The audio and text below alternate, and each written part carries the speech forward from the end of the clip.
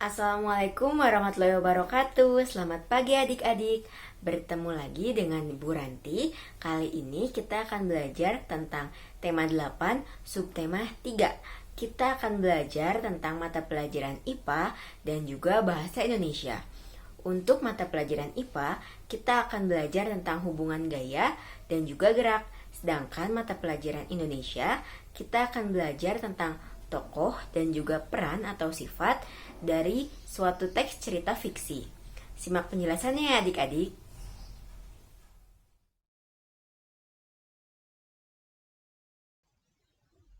Pertama-tama, mari kita belajar tentang pengertian gaya.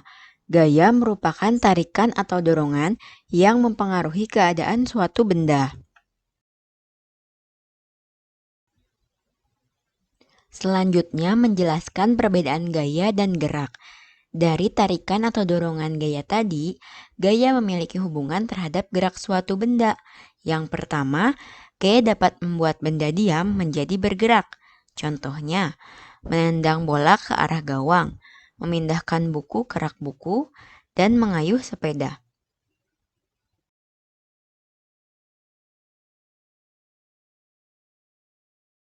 Pengaruh gaya terhadap benda yang kedua, yaitu gaya dapat membuat benda bergerak menjadi lambat atau berhenti. Contohnya, saat kalian mengerem sepeda yang melaju, menangkap bola, dan menahan gerak bola dengan kaki.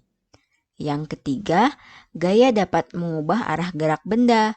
Contohnya, saat kalian mengoper bola yang baru diterima dari teman, pemain bola voli mengembalikan bola ke arah lawan dan memutar arah mobil yang dikendarai.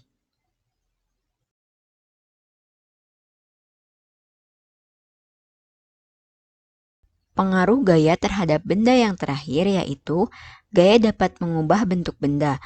Contohnya, membuat mainan dari plastisin atau yang biasa disebut dengan mainan malam, memotong kue dengan pisau, dan membuat guci dari tanah liat. Nah, coba sekarang kalian perhatikan gambar berikut. Menurutmu, jenis gaya apa yang digunakan untuk menggerakkan gerobak yang ditumpangi pemain karapan sapi? Lalu apa pengaruh gaya terhadap gerobak tersebut? Apakah kalian bisa menjawabnya? Gaya membuat gerobak yang merupakan benda diam menjadi bergerak karena ditarik oleh sapi. Selanjutnya coba perhatikan apa pengaruh gaya terhadap benda yang ditangkap oleh penjaga gawang. Apa kalian bisa menjawabnya? Ya, betul. Pengaruhnya yaitu benda yang bergerak menjadi diam karena gaya.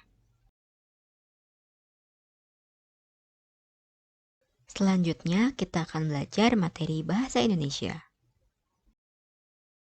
Menentukan peran tokoh dalam teks fiksi. Salah satu unsur yang ada di dalam cerita adalah tokoh. Berdasarkan peran di dalam teks fiksi, tokoh dibedakan menjadi tokoh utama dan tokoh tambahan. Untuk mengetahui sikap atau peran tokoh dalam teks, kalian harus membaca teks sampai selesai. Tokoh utama adalah tokoh yang senantiasa diceritakan sepanjang cerita dan tokoh yang mempengaruhi alur. Sedangkan tokoh tambahan yaitu mendampingi tokoh utama dan hanya muncul sesekali dalam alur dan konflik cerita.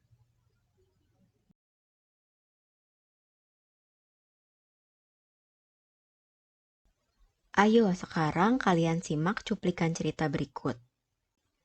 Sesampainya di rumah, Putri Tangguk pun beristirahat dan tertidur. Ia bermimpi bertemu sebutir beras yang kemudian berubah menjadi sosok kakek tua. Putri Tangguk pun terkejut. Kau sudah membuang-buang beras rezeki pemberian Tuhan. Putri Tangguk, kau akan melihat akibatnya, ucap kakek tersebut. Keesokan harinya, Putri Tangguk pun menengok sawahnya. Ia pun terkejut. Sawahnya sudah mengering dan rusak. Seketika ia menangis dan menyesal. Ia pun berjanji dan tidak akan menyia-nyiakan rezeki yang ia dapatkan. Sekarang, apakah kalian sudah dapat menebak siapa saja tokoh yang ada dalam cerita tersebut dan juga bagaimana sikap atau peran dari setiap tokoh? Kalau begitu, mari kita tentukan bersama-sama. Nah, berikut tokoh dan peran atau sikap tokoh dalam cuplikan cerita yang tadi. Tokohnya ada Putri Tanduk, peran atau sikapnya yaitu tokoh utama yang bersifat boros, mudah marah, dan sombong. Sedangkan kakek tua, tokoh tambahan yang bersifat baik dan suka menasehati. Adik-adik, sekian pembelajaran hari ini. Jangan lupa untuk mengerjakan tugas yang sudah diberikan. Sampai jumpa. Wassalamualaikum warahmatullahi wabarakatuh.